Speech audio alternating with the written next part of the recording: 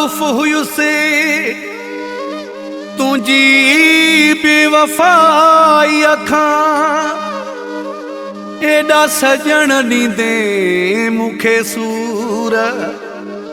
अमजद चांजे खैरपुर वारे खे अनीस मलाह के कदे मजबूर ना वाकुफ हुयुसे तुझे ज़ुल्मन जी आदत मां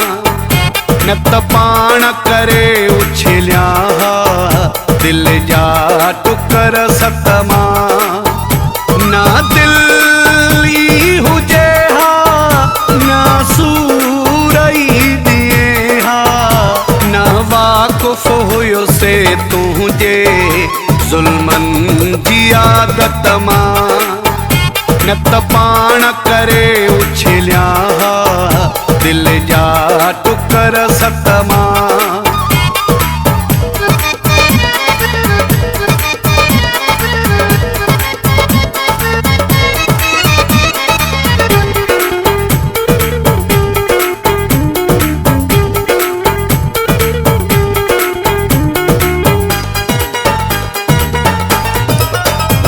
ॾिस दिल जे खून सां आहिनि रंगीन ही हथ मोजा कहिड़ो जुर्म करे वेठा संगीन ही हथ मोजा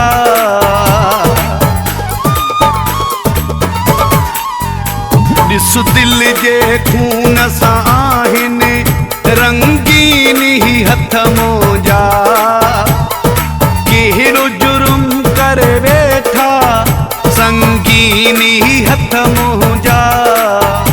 ना दिल ई हुजे हा ना सूरई दिए हा ना वाकुफ हुयुसे तुझे ज़ुल्मन जी आदत मां न त पाण करे उछलिया दिल जा टुकर सत मां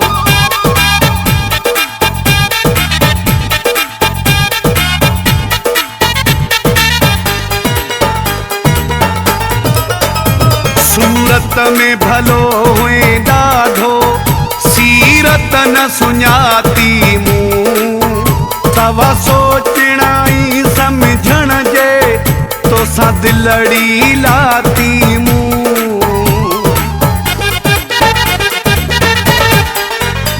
सूरत में भलो हुए ॾाढो सीरत न सुञाती मूं तवा सोचणा ई समझण जे तोसां दिलड़ी लाती मूं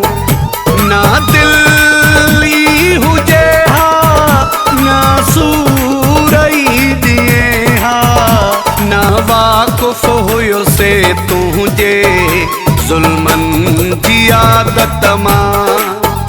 न त पाण करे उछलिया दिल जा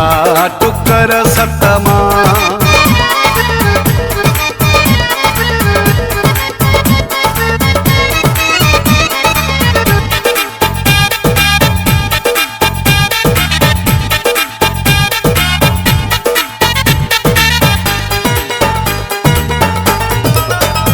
वक्त लाही सरोई मूंखे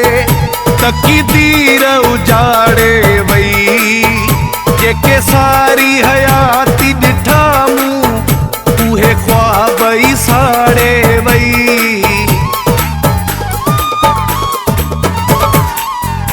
वक्त लाही सरोई मूंखे